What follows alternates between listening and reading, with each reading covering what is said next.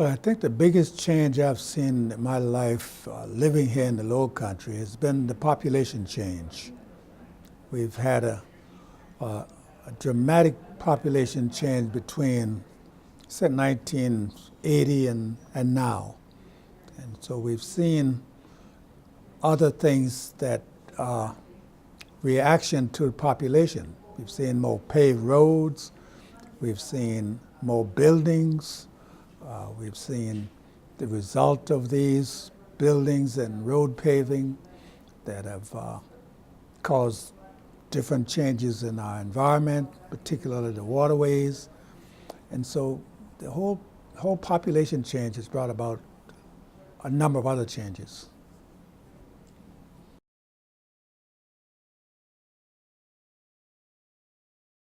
I don't believe people have really become aware of the effects of climate change because people are not as dependent on the mess of fish or the mess of shrimp that they would have caught in my lifetime. So the changes and what happens to the waterways does not affect people as they once did. The shrimp that they go to get now is in the supermarket already.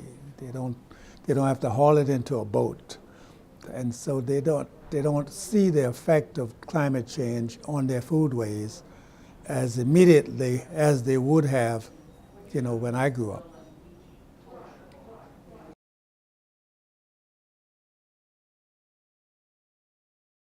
Well, unfortunately, we probably won't make that connection unless we go to the supermarket and there's no shrimp.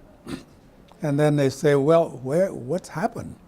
Or if they go down the highway and they're flooded, they can't get anywhere because the highway is flooded with water that's caused by the sea rise or the king tide.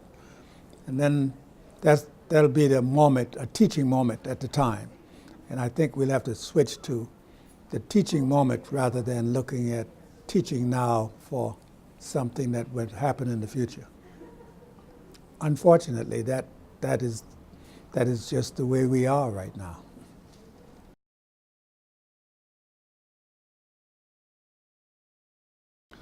But Penn Center to me means education. It means transition. This place was an important place for transitioning out of slavery to freedom. Nearly a century later, there was a transition from segregation to desegregation. And all of those conversations were held right here on these grounds. First with Ellen Murray and Laura Town, developing a school here for people who were coming out of slavery and having the opportunity to get educated for the first time, to live in America as we know it, as we knew it then. And then in the 1960s, Martin Luther King found this place to be a safe place for him to come and hold conferences and hold conversations about the change that would come from segregation to desegregation. And so the place has served as a safe place in two different eras of history.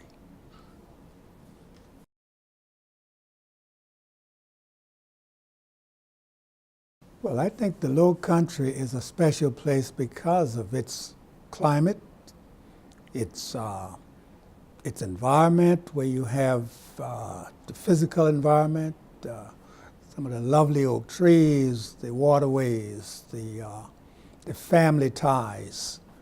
You go to the Low Country and you find families, you don't find individuals. And so you really do get a feeling of being home in the Low Country. It's the essence of what folks say at the South.